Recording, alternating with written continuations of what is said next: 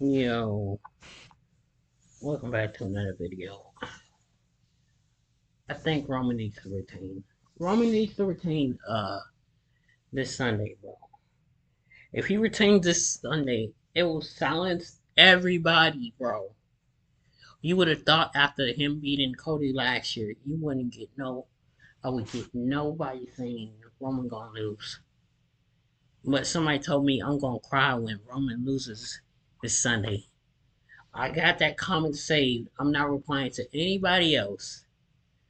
Um, so as soon as Roman wins, I'm gonna say, how am I supposed to feel again? Nah, I'm gonna be in his DMs like a crazy ex, bro. But I'm gonna leave out 4 or 5 texts. Do do do do do do. Huh? Huh? Nah, cause bro, when Roman wins, they go silent. I hope Cody wins the first night, and then it's just 1-on-1 with nobody else in the ring. Then my boy Roman Reigns just comes in and straight smashes Cody and gets the 1, 2, 3, do. You know what?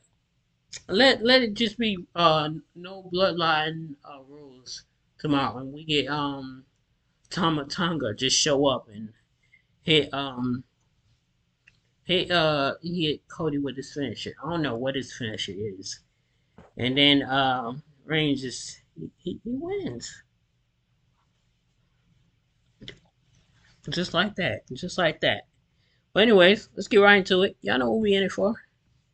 They got Tony D'Angelo taking on Ilya Dragunov. Hi guys, I'm Adam Wilborn from What Culture. He's Andy Murray from What Culture. We are here, WrestleMania 40 weekend. But before we get too excited, Andy, we're going to run through some nightmare scenarios that could well happen over the next couple of days. Starting off with number 10, the Killers in the Jungle do not win on night 1, and therefore we don't get bloodline rules on night 2. It feels insane that they would do something like this. You do not dangle the carrot of bloodline rules and even have a match based on that on Monday Night Raw before WrestleMania and not have all the shenanigans on night 2. Yeah, exactly. Roman Reigns' title run has been a reign defined by shenanigans, yes. Right? So why would you enter into what is probably the final chapter of that reign and not involve the shenanigans? It just makes sense on so many levels for the reasons you've described. You don't promise something and then snatch it away. That's something the previous regime would do. Yes. Although they obviously haven't promised it, but you know what I mean. You don't tease something and snatch it away like that. Also, it would just be a lot less fun, to be honest. Obviously, we saw Roman versus Cody last year, and I thought it was an incredible match up until the finish. Veering on being like one of the most impressive WWE headliner stadium matches ever, until obviously this guy showed up. But you're dead right. We got to do this. Like, if the Killers in the Jungle don't win on night 1, I will be moderately upset on a YouTube video about it. I mean, there's a bigger situation regarding the Bloodline and Cody Rhodes and etc. But we'll get to that. Yeah, absolutely. Number 9, WrestleMania becomes Poncho Mania. You never know with that pesky weather. This entry obviously has nothing to do with wrestling, but we saw it with Samoa Joe obviously in Tampa a few years ago. The weather here in Philadelphia has been mighty weird since we arrived. We arrived in the middle of a horrible rainstorm. This morning there was an earthquake, which isn't weather, I know, but gee whiz, that was weird. We were sitting on the couch, we thought it was just the washing machine downstairs or something like that. So look, these things can be a pain in the ass. Nobody wants to be sitting in their seat in the stadium waiting 2 hours for the rain to subside like it did in Tampa. Obviously, Florida is more volatile weather-wise than Pennsylvania, but it's a factor. It's a wide open stadium. We've driven past it. You've seen it with all the overhead shots, you know, and weather's unpredictable. Like you say, we've had a torrential downpour. We've had an earthquake. Rule of 3. Place your bets in the comment section. What's the other weather event we're going to get this weekend? But yes, fingers crossed it is. I mean, I don't mind it being cold. Yeah. That's, you know, that is what it is. Hey, how we all doing? Busy. What's it all for? It's guys. What do you? But anything else, and that might slightly overshadow the event. Yeah, absolutely. I don't want to sit there and get soaked, basically. So, and neither should you. Let's move on to the 8th nightmare that could happen, or 3rd, I suppose, but we're going backwards. And that is, of course, Bianca Belair, Jade Cargill, and Naomi can't coexist. God forbid, how many times is WWE going to do this storyline? But particularly with that 3-on-3 match, it makes no sense whatsoever. I'd say it's probably one of the most nailed-on results of the weekend. Yeah. You know, you've got Damage Control, you've got the Io Sky match with Bayley, where it feels like she's going to drop the title there, and the rest of Damage Control, who are the tag team champions, so this could set up a tag team title match as well down the road. They're taking on Bianca Belair, undefeated at WrestleMania, if I'm not mistaken. Naomi just come back and has already eaten a couple losses, can't afford to eat anymore. And Jade Cargill, then they don't lose, and they can't lose, and they certainly shouldn't lose because they're doing some bloody can't coexist storyline. Yeah, there is no more wrestling storyline more tired and outdated than there's much more outdated, but certainly no more tired and boring than can they coexist? No, they can't! For multiple reasons, the babyfaces need to win this match. You could make the argument that Damage Control are the more established team, so that in logic, the more established team should beat the thrown together all-star group. Definitely not in this scenario. It's cut and dry, it's clear, it's simple, it's easy. As long as Triple H doesn't wake up with a Vince McMahon booking brain, I think we will be totally fine. Yes. But you never can tell. Don't get me wrong, I want to see, Jade Cargill, Bianca Belair down the line, but not off the back of it. Not yet. This is not the time. Number 7, Night 2 flops again. Not that Night 2 last year was completely horrendous or whatever. There were obviously highlights on that lineup. But the theme for the past few years has been Night 1 has been absolutely killer, and Night 2 has been pretty good. It's kind of disappointing in a way because you want to peak last, right? You want to build up and up and up and up to the almighty moment at the end of the show. Night 2 is the second part, all of that stuff. You want the second part to be at least as compelling as the first. And looking at this year's lineup, that's going to be a tough ask. Yes. That's going to be a tough ask. The Night 1 is loaded with the majority of the work rate matches. Obviously, Night 2 has the Cody versus Roman match, which is the big headliner or whatever. But Night 1 has The Rock, so it's a difficult one. The people who are on Night 2 are going to have to work their asses off, I think, to match Night 1's quality. Speaking of people who are on Night 2, I think, No? Bayley and Io, that's Night 2, isn't it? It's Rhea and Becky, I believe, is Night 1, and Bayley, I may have got this wrong, but yeah, one of the big things, another nightmare that could come true, is Bayley and Io just gets a bit undermined. It already kind of has been. Obviously, Bayley wins the Royal Rumble, she calls a shot against Io Sky, but unfortunately, she's not going to get a main event out of WrestleMania because The Rock's here, basically, and that's kind of understandable. Having said that, fans were like, okay, fair enough, we don't get the main event, but you're not even featuring her. Like, she was, had the big WrestleMania Las Vegas press conference thing, and you used that to push a match that hadn't been set yet in Becky and Rhea, and you had Bianca Belair out there, but no Bayley, no Women's Royal Rumble winner, so then it got sort of more sidelined. My concern now is they just hoy it out there. I'd probably have it open if I was booking Night 2 because it's to make it feel like a big thing. And the concern is that it's just like, hoy it on after, Logan Paul's done something mad. And it's just sort of there. Yeah. And they deserve so much better than that. I believe Paramore's not going to be involved with Bayley's entrance. Bayley's just tweeted that, she's just tweeted that. But you nevertheless, a Bayley title when you're still going to be big if they book it the right way. Yeah, for sure. There is a danger of this match kind of falling by the wayside for the reasons you've described, and that would be a shame because really, if you consider the start of this whole thing, the Damage Control formation and all of that, it's a 2-year long storyline, effectively. When you put a group like this together, the expectation is that it will eventually lead to a big blow-off match, and that's exactly what this is. It's a cornerstone of the Women's Revolution, a cornerstone of the 4 Horsewomen. Well, I guess they're all cornerstones because you need 4 corners to make a foundation, and there's 4 of them, so quick maths. But yeah, you know what I'm trying to say there. Yeah. She's an establishment figure, she's a vanguard figure, Bayley. I think this is gonna be a second tag team match with Roman Reigns. Hopefully he can win. I know him and Solo, they lost to Jay and Jimmy, I think. No, not Jay and Jimmy. Kevin Owens and Solo Sikoa. I mean, Kevin Owens and Sami Zayn. What am I A thinking? legacy figure at this point in WWE, going up against Io Sky, who is just simply one of the best wrestlers in the world right now, and has been for a good many years. So it's a big, big match. It should feel like a big, big match. Is it going to on the night? I don't think that's guaranteed. Need the Bailey Buddies. We do need the Bailey Buddies. We don't need some scamp taking an axe to them either. That'd be mean. Number 5. Jimmy versus Jay is kind of bad. That's the entry. Again, this is another one that has been building for the best part of forever. I mean, really, you could go all the way back to their nascent run as a tag team years and years and years ago. But a lot of anticipation behind this one, maybe about 6 or 7 months ago, whenever they did the big split. It was like, okay, they're going to fight at WrestleMania. How are they going to keep it hot until WrestleMania? The answer was put them on completely different shows and have them play completely different roles, and it's worked really well. Jimmy found his voice after a month or two as just a little scamp of the bloodline, a little annoying scamp, whereas Jay is over huge as a single star. He's become one of like the ultimate vibes guys in WWE, and he's done tremendous stuff. Yep. But the thing is with all of this, that interaction in the Royal Rumble wasn't very good.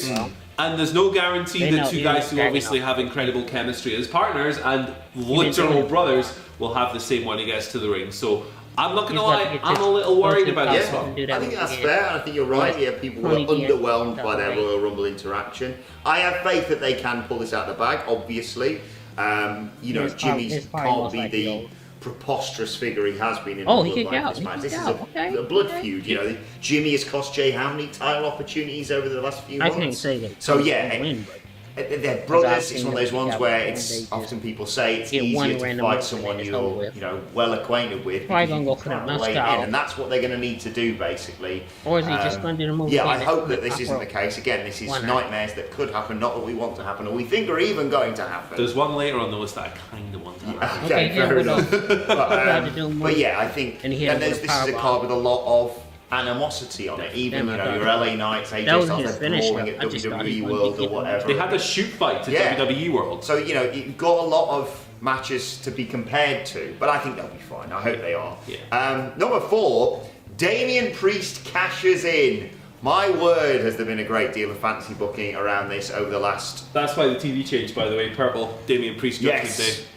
Pros. I suppose another nightmare come true. Technical difficulties. But yes, there's been a lot of speculation about Damian Priest and a lot of fantasy booking around it. And for me, the easiest and best thing to do is have Damian Priest not be involved in any cash-in across WrestleMania week. I'm including the SmackDown before WrestleMania and the Raw after WrestleMania in all of that, because you've got time. You've got till the beginning of July for him to use that briefcase. So the pressure isn't as on as people will assume it is. And you don't want to muddy the waters of either world title story, and you certainly don't want him using it to, I don't know, get Rhea Ripley another title shot or win back their tag titles 2 seconds after the Awesome Truth had grabbed it. You don't need him involved in Drew and Seth, because that's a better story, and I think Drew needs to win the world title there. And by God, nowhere near Cody versus Roman. Me and Andy want Cody and Roman to be the most overbooked, shenanigan-filled main event you've ever seen. But not the briefcase, Andy. No, absolutely. Damian Priest, in a good many ways, has become something of a forgotten man in WWE in terms of where he was like last May, June, July to today. I mean, it was Tony D'Angelo. The drop off in, like, I would say levels of care from the fans and investment has been quite sharp. Because people were a little bit annoyed. If I was his, they were like, I don't mind. It's cool. I would be in there. Yeah, exactly. It was like the Bad Bunny match was phenomenal. Like a massive over delivery for a celebrity match. I guess should we even call it over delivery at this stage when celebrity matches are always good? But phenomenal work. And the reporting around the time was that Damian Priest is a future main eventer in this company. That might still be true. He wins Money in the Bank. He's very hot. He's building the momentum, that cursed word, and for all intents and purposes, it looks like WWE have massive plans and he's really over. Now, with Cody and Roman and The Rock and Seth and CM Punk and all of this stuff going on, Drew McIntyre, all of these people have eclipsed him in the pecking order. It's kind of a shame because it's none of his fault. No. But he has been de-emphasized a little bit, and him cashing in now would be a mistake. They need to give him at least a month of focus before they even consider such a thing. Yes, and give him the right motivation as well, because he's had ample opportunity in storyline to cash in prior to this, so he can't fail either. Yeah, that's going to be a bad thing. Number 3, no Steve Austin and John Cena. Oh, what? Listen, these guys obviously aren't promised, right? You can't guarantee that they're going to turn up. No. But at this stage, the hype is so real that it will bum a lot of us out if they don't end up showing up potentially as part of that Night 2 main event. I think that the tease with the trucks was very much on purpose. I think that because the reporting has been so vague on this, you know, people have been, Dave and others have been like, don't count on anything, blah, blah, blah, blah, blah. I want you to dine out, overlooking the ocean as What the if he's sun filming goes me down. with these ads? I can't skip. That is very in keeping with how things go with this era of WWE. It's not often that you hear major, massive spoilers. What happens is you get stuff like Fightful's reporting of the CM Punk situation, which was bang on, where it was like, you know, he might, it might happen. Only real wrestling journalists were kind of in the know with that one. Exactly. So, not seeing these guys, not hearing the glass shatter, not seeing John Cena's big glowing bald patch on Night 2, I will be disappointed. Yeah, look, it makes the most logical sense. You've got Solo Sikoa out there. Who did he last destroy at the Saudi show? John Cena. You've got The Rock out there, who's the one person who can genuinely stop The Rock. And Apollo 340. yes, you can. Whatever they're called. You can also say down the road, you've got Rock matches with Cody, Roman, and Stone Cold up the back of that, and you can't do that if you don't establish it here. I'd prefer, if I could only get one, obviously I think people would go for Stone Cold Steve Austin in there, but I would like to see. I wouldn't be that bothered. I would be, but I would be okay if it was, you know, a list of people that Roman has wronged over the years, your Kevin Owens, your Sami Zayn, etc. But when it's something this magnitude, when it's Bloodline Rules Night 2 main event, it does feel hopefully they a bit work of a damn out. squib if you Really don't have a Cena and Austin. And Rikishi. You know what they And- keep left. I'm not even joking. They don't really I'm have not even lifted joking. moves, though. Why have they not used Rikishi in this yet? He's Brandy literally- Rhodes, Pharaoh, let's Yeah, go, The let's Rock have it. and Who the hell? Get The Brandy only Rhodes move in, that man. He'll be The fun. Rock really But one had thing that could affect I all think it's probably this a different is move, the probably number the- 2 nightmare that could come true at WrestleMania 40. Probably The long Rock drop. gets injured. Let's be honest, we all got a little bit maybe concerned the when he was going arm to get put through that table on That's Raw not really that he wasn't even going to make it to WrestleMania because he is a fragile individual despite I wonder his what the Rock's ridiculous deal, like he- look, because he's not had a great deal of. I know he's had that ring flown out to him. He's been working with like Gallus and stuff and training all over, but you can't. They always say you can't beat being in the ring. Well, that's where you're wrong. It really is the perfect way to train for one of the biggest wrestling matches of all time to lock it up with Wolfgang. I don't see the problem. Sorry. Yeah, I kinda But do wanna see if that The Rock Stone gets Cold match. injured, especially early on Night 1, that could mean chaos for the way that they planned out everything on Night 1, because how's Cody in your World Heavyweight Champion losing to Roman and a guy whose pecs have fallen off? Yeah, or they're whatever? literally lying on the ring. Yeah, and you know you want him to be fine going into Night 2 and potentially going on following WrestleMania. If he gets injured there, would that affect WWE potentially booking him against Cody down the road? Would that affect the match we thought we were always going to get, Rock and Roman? It's like, well, he's done the Cena match and he got really injured in that, and then he's come back and done this, and fingers crossed he just comes through it fine. He doesn't have to take that many bumps, if we're honest, really. Nah, this is it. But like, he can just throw a punch a little bit wrong and something can, snap. That's the pattern with the Rock when he wrestles in this era. It's not really in this era because he hasn't done it in years and years and years. But when he comes back and he has these big matches, he tends to get hurt a little bit. And it's not just a little bit. A lot of the time it's just tearing muscles and stuff. So, Hey, bro. Having to The Rock, having the Goldberg, having Triple H, Sting, Bro, everybody get injured. I don't know why they keep singling people out. You acting like he the only one that ever got injured. I'm done watching this video though. If his